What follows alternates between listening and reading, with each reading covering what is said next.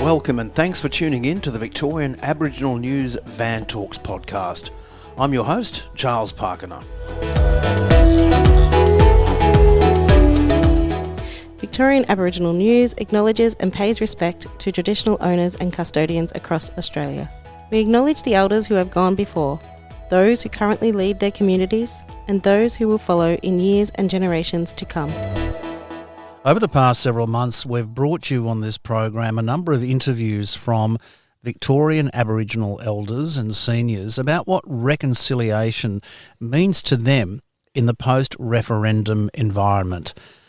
We've previously had Auntie Esme Bamblett and also Wadjabullock woman Janine Coombs. Today, as we sit up here on Latje Latje Country by the banks of the Murray River, and for those of you who aren't too sure where Latje Latje Country is, we're up right near Mildura. I'm joined by a great mate of Victorian Aboriginal News, Uncle Col Clark. He's a Barkindji and Yampa man, an artist for the past 20 years, but with a background before that of goodness knows how, champion orange picker, cordial maker and champion ginger beer maker, I believe. Yes. Uncle Col, thanks for joining us on the program today. Yeah, no, it's my pleasure to be here and to be able to work with you, Uncle. I always find it a great honour to talk with you. And we have fun. We certainly do. We certainly do.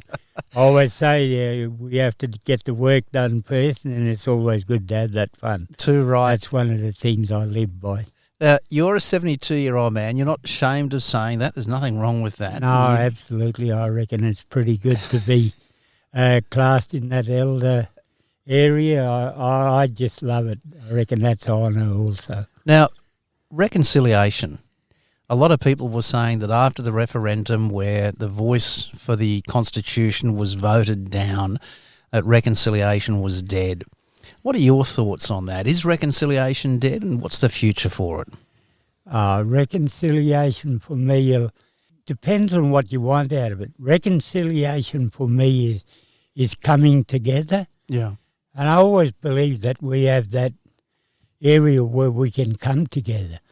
I've always had a real problem with organisations and how they tend to build their little things that they want.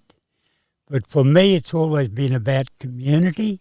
And if we're going to reconcile, we've got to reconcile not only within the organisations, but with our mobs. And that's regardless of who those mobs are. For example, myself, I come from out of New South Wales. Yeah. But I've spent 10 years in and around Victoria. I don't think there's a place I haven't been. But I always find it the same thing. If we look at reconciliation, it's coming together, that we're able to work on the same page. We all have different ideas, but it's good to be able to take those ideas and make it into a general area that we can all work with. So what are some of the specific areas that you think we could be working towards improving the relationships between non-Aboriginal and Aboriginal? We'll keep out of the intra-Aboriginal environment, reconciliation there, because we've yarned about that previously. But when it comes to general reconciliation, non-Aboriginal and Aboriginal, what are some of the areas you think could be worked on? For me, I always think that it's good that, just going back to where I come from in Wilcannia, yeah, I really believe that reconciliation was there because we needed the whites with us, or the non-Indigenous people, and us as Aboriginal people, we needed each other because they had the money, we had the skills, if you know what I mean. Yeah, of course. And, without money, then you're not able to get what you need in life. So I really think that we work together as a community, and community is not just all of us as blackfellas. Yeah. It's what's within that community. You mentioned that reconciliation was working up in Wilcannia. In what way? I mean, you talked about the money and the skills, but was there that mutual respect between black and white communities? Absolutely. Like I said, we all needed one another for what our needs were. Yeah. Their needs was the work, ours was about the money. But in community, when we went down the streets, everyone respected everybody. And a reconciliation for me is that a respect that we can give to each other.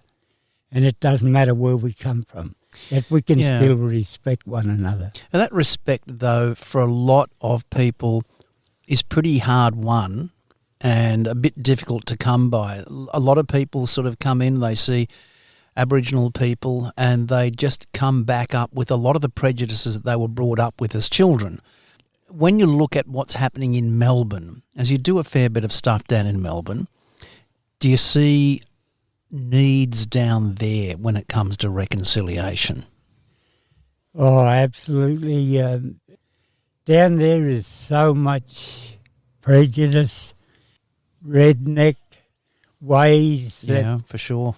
People have still got that born in them. We only got to look at the results just across the ditch there to America, one of the biggest countries in the world. Oh, let's not go there, Uncle. But, we look at those types of things, but that's a part of life, no matter which community we're in. Yeah. We're still going to have that. But it's how we work with it by getting our messages across that they're able to understand it better. What do you think that non-Aboriginal people, and let's look at Melbourne because you've had a fair bit of experience down there, but what are some of the things down in Melbourne that the non-Aboriginal community can do to improve relationships with the Aboriginal community? Because so many of them, they say, well, I've never even met an Aboriginal person, but they don't necessarily even go out of their ways to do that. But what would you like to see non-Aboriginal people doing to gain that understanding of who and what we are in the Melbourne environment at least? In the Melbourne environment, I think myself that, you got to make yourself available to these areas, whether it's be in these little systems or different things that we all have to live in. Yeah. But if they can make themselves available, well, I want to learn what you got. I want to know about it. Like a gathering place, you mean? Yes. Yeah, of course. That we can come together, that we can swap ideas. Gee, that's good how you do your stuff. Yeah. And that's good how you do yours as well. We can complement one another, that we're able to reconcile our past, the colonisation and all the different things that's happened to us is always going to be there. I always say out of life there's always good and bad. It's what we learn from it that takes us and makes us stronger. You've lived in Mildura for 10 years now? Yeah. Okay. How would you say that reconciliation and respect between Aboriginal and non-Aboriginal people plays out here in Mildura? Because this is an area far away from Melbourne as you can pretty well get in Victoria. Oh. Didn't do too well on the referendum, so there was a very high no vote here. Yeah. How would you classify this community without slagging off too much, of course? In Mildura, I always notice it's more dominant of, prejudice against us as people. Yeah.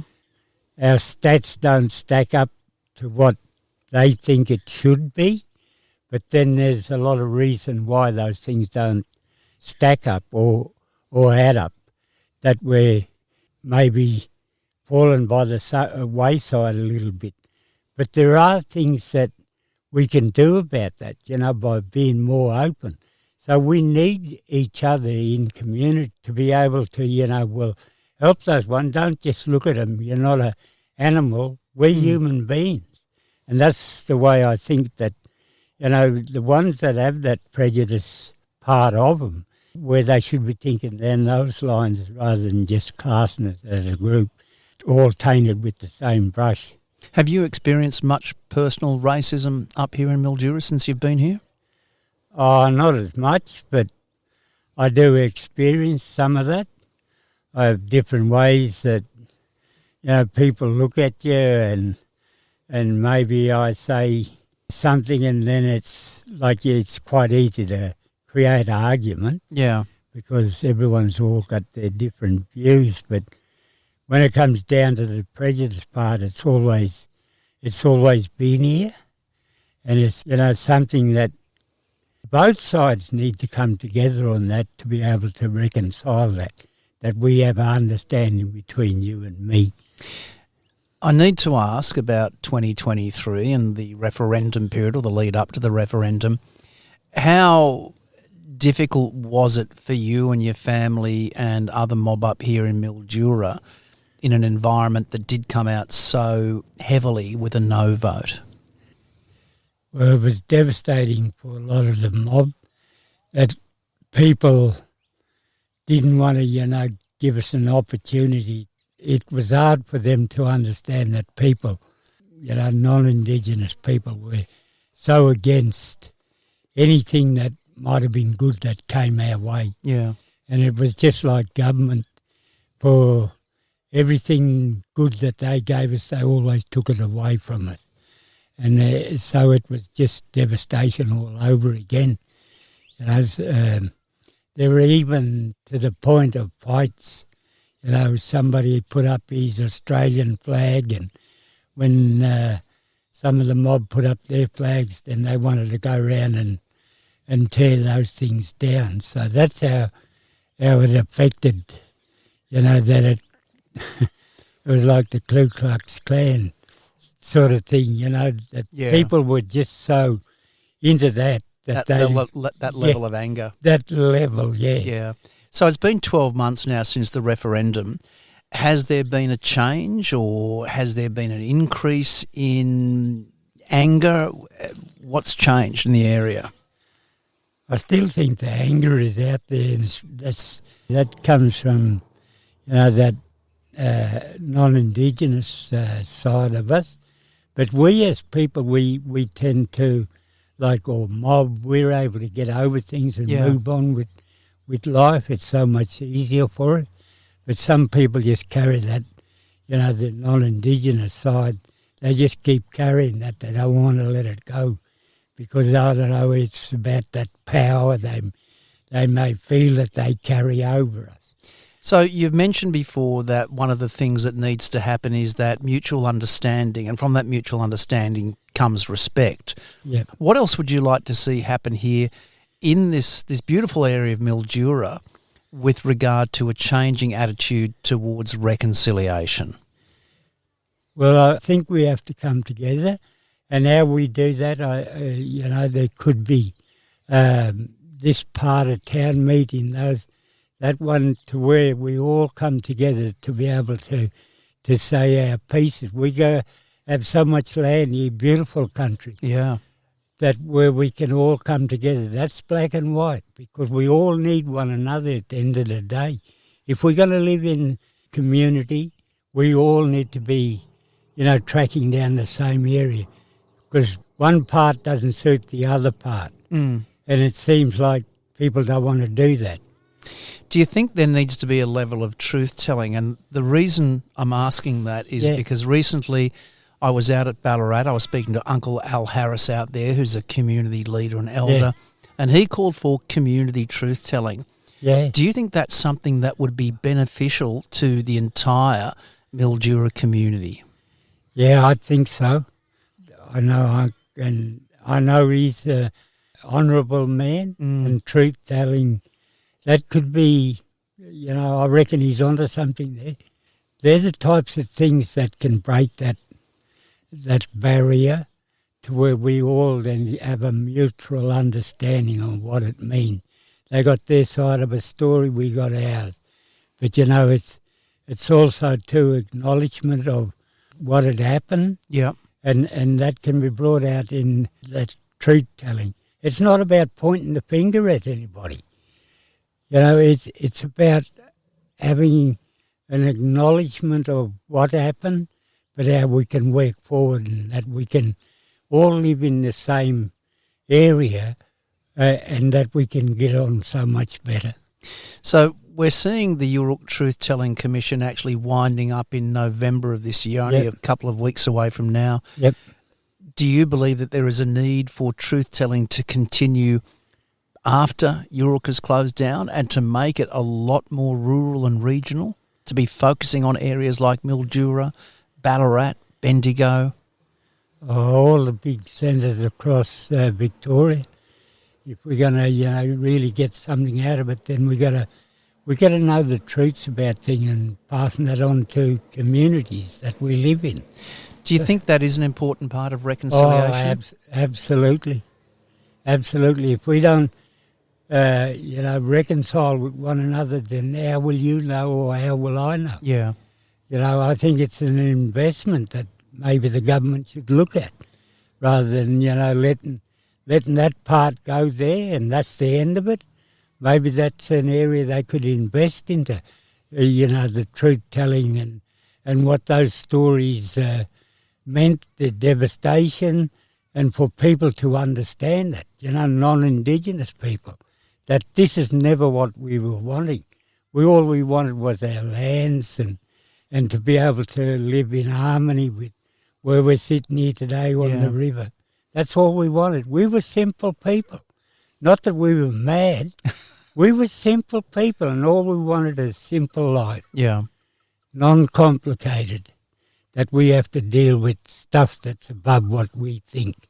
We've also in Victoria just had local government elections.